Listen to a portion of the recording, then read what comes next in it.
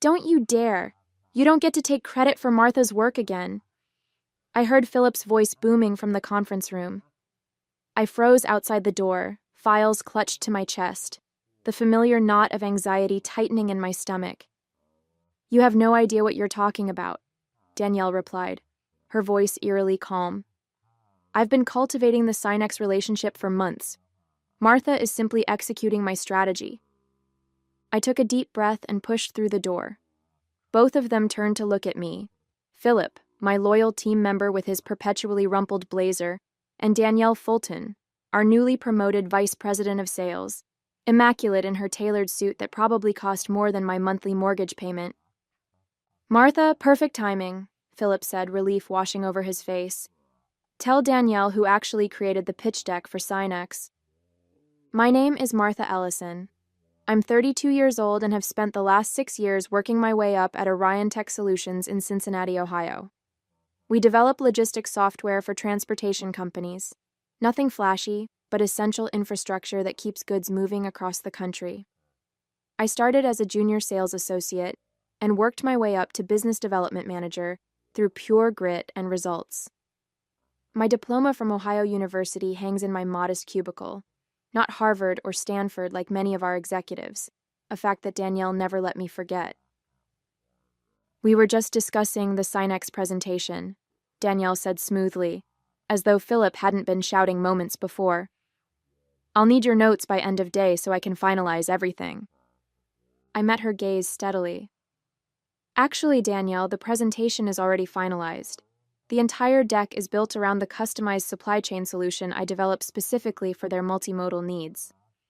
Well, I'll need to review it thoroughly, she replied with a tight smile. We can't risk losing this deal. It would be our largest contract ever. $50 million over 5 years, I nodded. I'm aware of what's at stake. What I didn't say was that I had been working on landing Sinex Holdings for nearly a year. Countless early mornings, late nights, and weekend work sessions had gone into understanding their pain points, crafting the perfect solution, and building trust with their team. I'd flown to their headquarters in Detroit 4 separate times, each visit bringing me closer to closing this career-defining deal.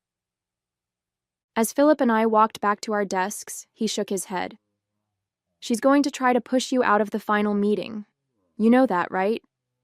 I sighed. Let her try. Tasha Brennan won't sign anything unless I'm in that room.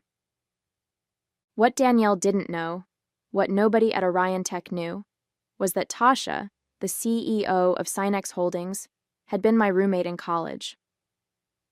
We'd shared a cramped off-campus apartment for 2 years, splitting ramen noodles and pulling all-nighters together. We still met for brunch whenever she was in town. I hadn't leveraged our friendship to get the deal. That would have been unprofessional. But it certainly helped get my foot in the door. As I walked back to my desk, I noticed an email from our CEO requesting my presence at tomorrow's executive meeting. A chill ran down my spine. Something told me this wasn't about a promotion. The executive boardroom always made me uncomfortable. Everything was too polished. The gleaming mahogany table, the floor-to-ceiling windows overlooking downtown Cincinnati, the subtle smell of lemon polish and power. I smoothed down my department store blazer and took a seat at the far end of the table, painfully aware of being the only person in the room without an Ivy League pedigree. Our CEO, Jonathan Pierce, sat at the head of the table, his expression unreadable behind steel-rimmed glasses. Danielle sat to his right, a portfolio open in front of her. 3 other executives filled out the room, all men, all wearing nearly identical navy suits. Martha, thank you for joining us, Jonathan began. Danielle tells me you've made significant progress with Sinex Holdings. I nodded, pulling out my own notes. Yes, we're in the final stages. They've verbally committed to the full package, and we're scheduled to sign the contract next week.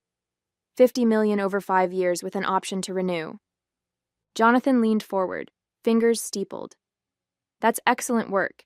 It would be the largest contract in Orion Tech's history.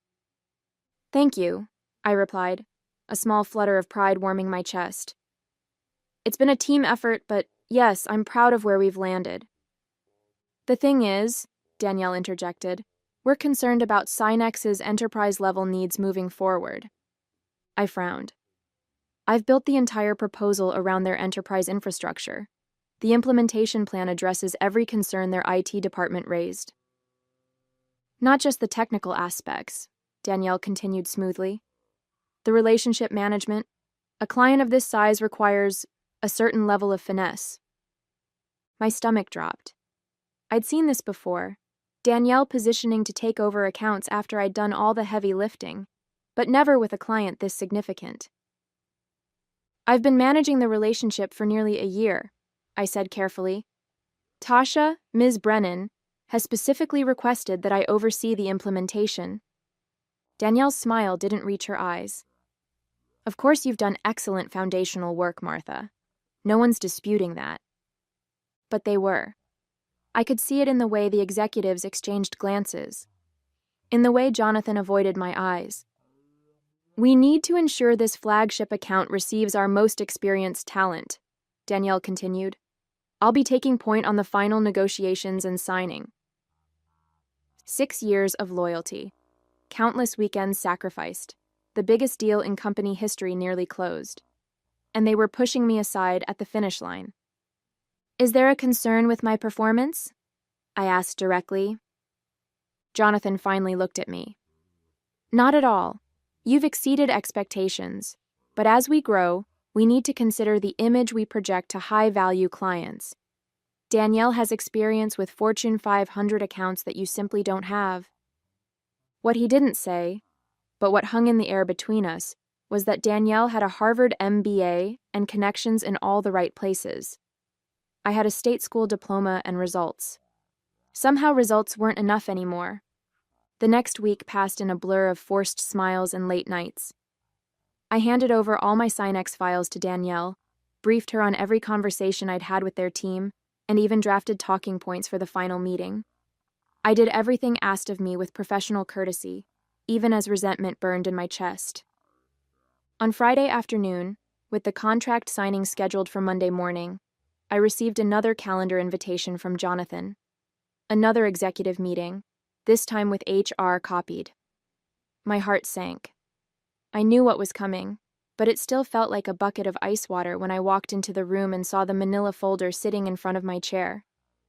Martha, thank you for your contributions to Orion Tech, Jonathan began, his corporate mask firmly in place. As you know, we're constantly evaluating our organizational structure to ensure we're positioned for the next phase of growth. I remained silent, waiting for him to get to the point. Beside him, Danielle had the decency to look slightly uncomfortable. We've decided to restructure the business development department, effective immediately, he continued. Unfortunately, your position has been eliminated. The words hung in the air between us. 6 years of my life discarded in a single euphemism. I see, I said, my voice surprisingly steady. May I ask why now, days before closing the largest contract in company history? This isn't about the Synex deal, Jonathan replied, though we all knew it was. This is about our long-term strategic direction. We need to elevate our team's credentials as we pursue more enterprise clients. You mean you need people with fancier diplomas? I said flatly. His expression tightened. We need people with elite educational backgrounds and enterprise experience moving forward. His eyes flickered briefly to the Ohio University degree that had been packed in the box now sitting at my feet. Danielle leaned forward. We're prepared to offer a generous severance package, 3 months' salary and benefits, plus a letter of recommendation. How thoughtful, I replied, the bitterness finally seeping into my voice. I could feel my face flushing with anger and humiliation. 6 years of sacrifice distilled into a paltry goodbye package. The head of HR, a woman I'd barely interacted with during my time at Orion Tech, slid the manila folder toward me. All the details are in here. We'll need your badge and laptop before you leave today. I looked at each of their faces, searching for a shred of genuine regret or appreciation for what I'd built. There was none. Just discomfort at an unpleasant task and eagerness to move on. Thank you for the opportunity, I finally said. standing up and gathering my things with as much dignity as I could muster. No dramatic speech, no tears, no begging. I simply took the folder, nodded, and walked out. As I packed up my cubicle, Philip hovered nearby, his face a mask of outrage and sympathy. "This is insane.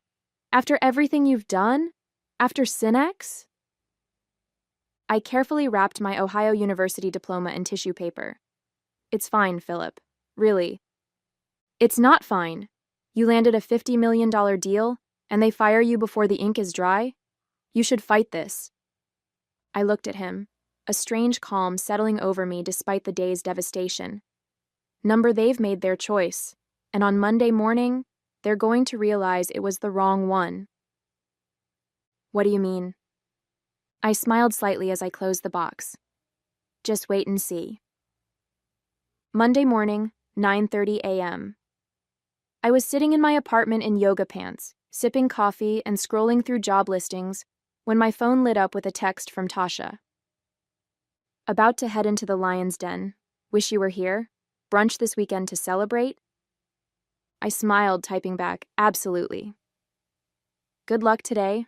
Call me after." What Tasha didn't know, what I hadn't told her, was that I wouldn't be in the meeting. I deliberately hadn't mentioned my termination during our brief call over the weekend. Some might call it calculating, but I preferred to think of it as letting events unfold naturally. My phone buzzed again almost immediately with Tasha's reply. "Of course. Can't wait to work with you on this." I set my phone down, trying to ignore the twisted knot in my stomach. Part of me felt guilty for not warning her. A larger part of me wanted Orion Tech to experience the consequences of their decision firsthand. Across town, in the gleaming Orion Tech conference room, Danielle Fulton would be arranging presentation materials, making sure everything was perfect for the most important signing in company history. Jonathan would likely be there early, too, ready to take credit for the acquisition.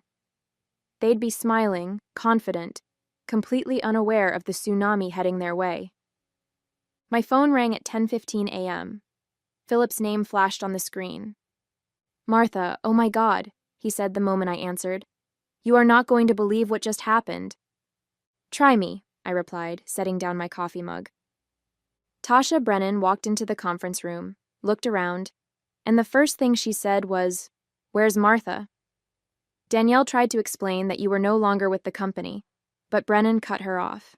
She said, and I quote, "If Martha's not involved, we need to revisit this contract immediately." I closed my eyes, picturing the scene. What did Jonathan do?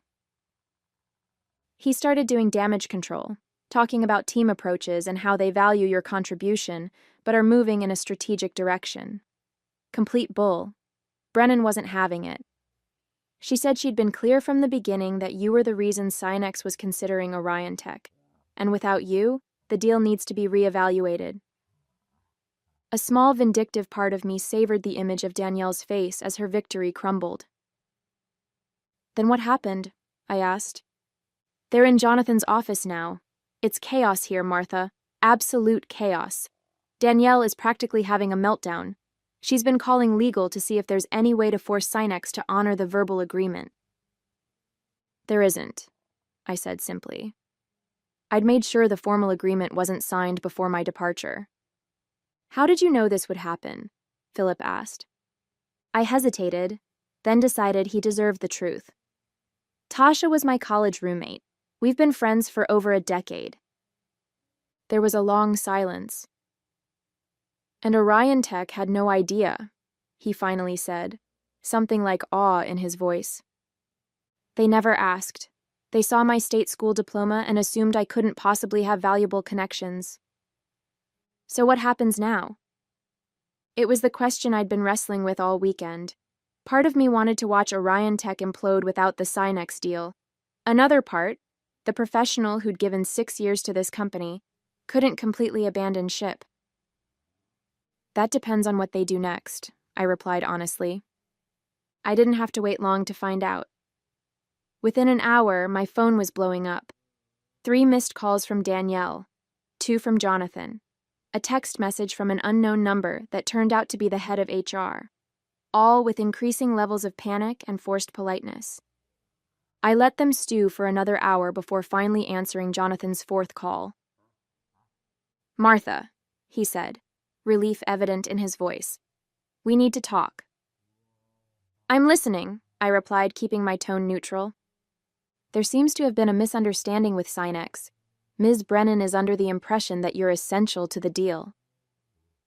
"That's not a misunderstanding, Jonathan. That's a fact."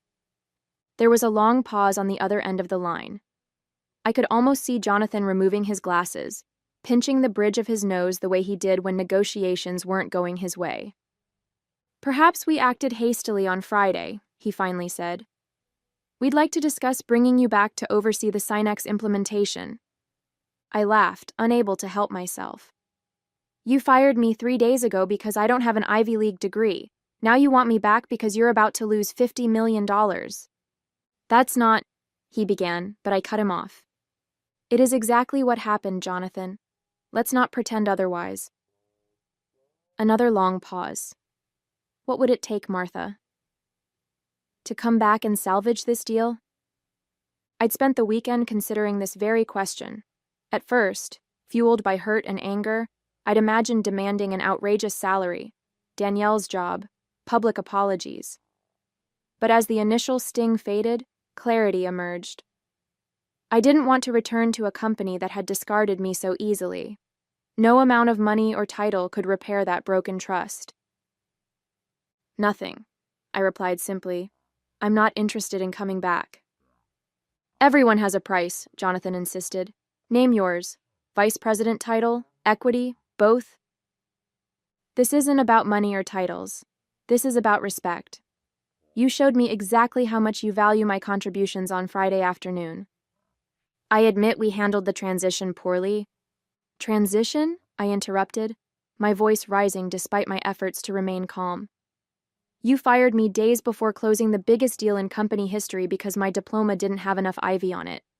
That's not a transition, Jonathan. That's elitism, plain and simple." The line went quiet again. When Jonathan spoke, his voice had lost its executive polish. "Tasha Brennan is threatening to walk. We're talking about $50 million, Martha. The board is having an emergency meeting this afternoon. That sounds like a problem for you and Danielle to solve with your elite degrees." "Please?" he said, and I was startled to hear actual desperation. "Just come to a meeting. Name your terms. Whatever you want." I thought about Tasha sitting in that conference room, defending me when I wasn't there to defend myself. I thought about all the late nights I'd worked while Danielle left at 5 sharp.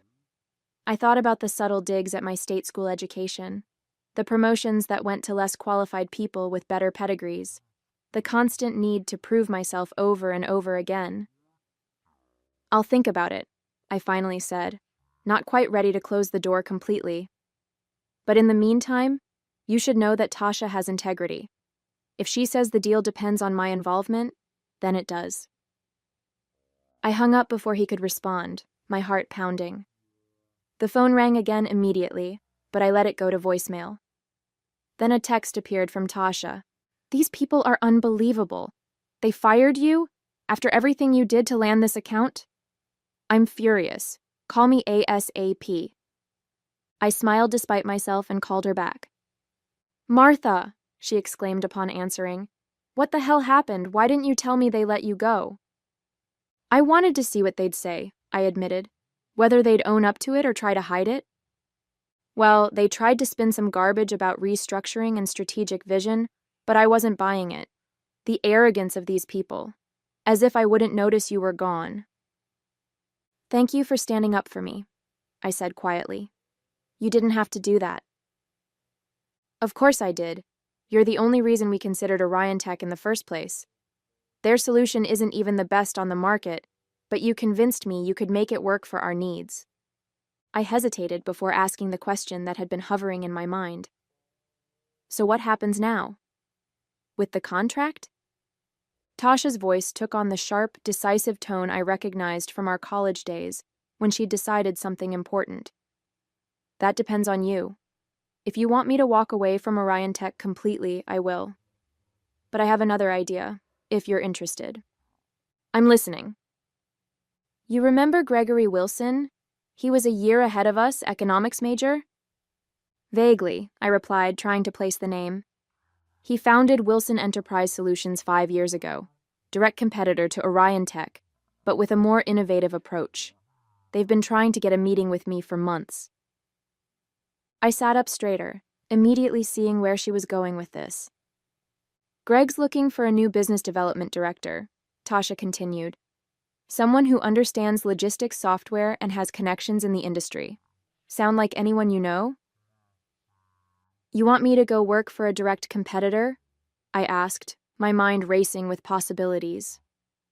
I want you to interview with them, Tasha clarified. What happens after that is up to you and Greg. But yes, if you took the job and if their solution meets our needs, I'd be very interested in discussing a partnership. The pieces clicked into place with dizzying speed. I could jump to a competitor, bring Synex with me, and show Orion Tech exactly what they'd thrown away. It was the perfect revenge, professional, clean, and completely ethical. Send me Greg's contact information, I decided. I'll reach out today. Already texted it to you, Tasha replied, and I could hear the smile in her voice. He's expecting your call. 3 hours later, I was sitting in a downtown cafe across from Gregory Wilson, founder and CEO of Wilson Enterprise Solutions. He was younger than I expected, barely 40, with the energetic presence of someone who built something from nothing. Tasha speaks very highly of you, he said after we'd exchanged pleasantries. Says you're the most client-focused person she's ever worked with. I believe in relationships over transactions, I replied. Technology changes, but trust is constant. We spent the next hour discussing his company, my experience, and the logistics software market. Unlike my interviews at Orion Tech years ago, Greg never once asked about my educational background. He was focused entirely on results and approaches. So here's the situation, he finally said, leaning forward. We're a smaller player than Orion Tech, but we're growing fast. Our technology is superior, more adaptable, cloud-native, better UI. What we lack is someone who can get us in front of the right enterprise clients. Someone with relationships and industry knowledge? I nodded. Exactly. I'll be blunt, Martha. I want to poach you. I want to offer you our business development director position, reporting directly to me. Full autonomy over your client strategy, equity in the company, and a salary that will make Orion Tech's best offer look insulting. My eyebrows rose. That's quite a pitch. I believe in investing in talent, Greg shrugged. And from what Tasha tells me, you're exactly the talent we need. The fact that Orion Tech was stupid enough to let you go is their loss and my gain. For the first time since Friday, I felt a genuine smile spread across my face. I like your approach, Greg. When would you need an answer? How about right now? He challenged, a twinkle in his eye. I laughed. I appreciate the enthusiasm, but I'll need to see the formal offer first. Though I have to admit, I'm definitely interested. Fair enough. I'll have it to you by end of day. He stood and extended his hand. I'm looking forward to working together, Martha. As we shook hands, my phone buzzed with another call from Jonathan. I silenced it without looking. Problem? Greg asked, noticing the gesture. Not anymore, I replied with certainty. By the time I got home, I had 7 missed calls from Orion Tech executives, 3 voicemails pleading for a meeting, and an email from Danielle that was almost comically desperate. I deleted them all and opened the formal offer Greg had sent over. The compensation package made me gasp. Base salary twice what I'd been making, significant equity, signing bonus, relocation allowance if I wanted it. Most importantly, the title and authority I deserved. I signed it immediately and emailed it back. Then I called Tasha. It's done, I told her. I start at Wilson next Monday. Perfect, she replied, satisfaction evident in her voice. I just emailed Orion Tech formally, withdrawing from contract discussions. How did they take it? Like they'd been hit by a truck. Jonathan actually suggested they might take legal action. I snorted. On what grounds? You never signed anything. Exactly what I told him. I also mentioned that we're exploring other options that better align with our strategic direction. Let me guess. You're meeting with Wilson next week. Tuesday morning. I thought you might want to sit in. I laughed, feeling lighter than I had in months. Wouldn't miss it for the world.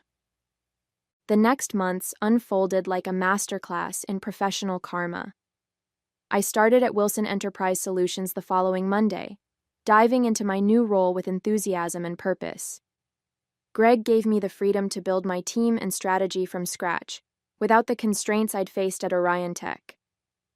My first official act as business development director was to prepare for the Synex meeting. When Tuesday arrived, I walked into the conference room with confidence, greeting Tasha with a warm hug before seamlessly transitioning into my presentation. 2 hours later, we had the framework of an agreement. $45 million over 5 years, slightly less than the Orion Tech deal, but with significantly better technology and implementation support. Word travels fast in our industry. When news broke that Synex Holdings had signed with Wilson instead of Orion Tech, other clients took notice. My phone started ringing with calls from contacts I'd cultivated over the years, all curious about why I'd made the switch and what Wilson could offer that Orion Tech couldn't. I never spoke ill of my former employer. I didn't have to. The facts spoke for themselves. Orion Tech had fired me immediately after I landed their biggest ever contract, then lost that same contract when the client discovered I was gone. It was a cautionary tale that executives whispered about at industry conferences. 3 months into my new role, I got an unexpected LinkedIn message from Philip. Danielle was let go yesterday.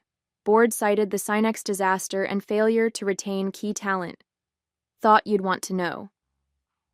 I felt a moment of satisfaction, quickly followed by concern for my former team. How are things there? I wrote back. Tense. Stock is down 30% since the Synex news. Rumors of layoffs. I didn't celebrate. Instead, I sent Philip a message. If you're interested in a change, Wilson is hiring. We value results over pedigree here. 2 weeks later, he joined my team, the first of several talented Orion Tech employees who made the switch in the coming months. 1 year after my unceremonious firing, Wilson Enterprise Solutions had grown by 150%. Our client roster included 3 former Orion Tech flagship accounts, including Synex Holdings. My team, now 15 strong and growing, was a diverse mix of backgrounds, educations, and experiences, united by their drive and client focus. I'd just wrapped up our quarterly planning meeting when my assistant said Greg wanted to see me. I found him in his office, reviewing financial projections with a satisfied expression. The board meeting went well? I asked, taking a seat. Greg looked up with a grin. Extremely. We're on track to surpass Orion Tech in market share by Q3. That's ahead of projections. It is, largely thanks to you and your team. He pushed a folder across the desk, which is why I wanted to discuss this with you first. Inside was a press release draft announcing my promotion to Chief Revenue Officer, effective immediately. Greg, I don't know what to say, I managed, genuinely surprised. Say yes. You've earned it. You've transformed our sales organization, brought in top talent, and landed clients we couldn't even get meetings with before. I smiled, thinking about how different this moment felt from my last executive interaction at Orion Tech. Then yes. Absolutely yes. As I left Greg's office, I checked my phone and found a text from Tasha. Have you seen the news about Orion Tech? I hadn't. A quick search revealed the headlines. Orion Tech had announced a strategic restructuring following 4 consecutive quarters of declining revenue. Jonathan Pierce was stepping down as CEO. The company was seeking a buyer. I felt no joy at their downfall, only a sense of professional vindication. They had valued pedigree over performance, connections over competence, appearances over results. The market had simply corrected their mistake. That evening, I passed the Ohio University diploma hanging proudly in my new corner office. I smiled at it, a reminder that success isn't about where you start, it's about where you finish and who you become along the way.